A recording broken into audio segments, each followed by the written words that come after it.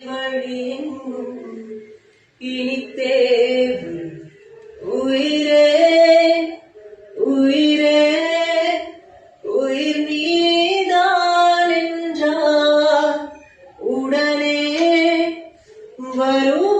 வருவாய் உடல் சாகும் உண்டார் அனலின்றி குளிர் வீசும் இது எந்த சிறைவாசம் இது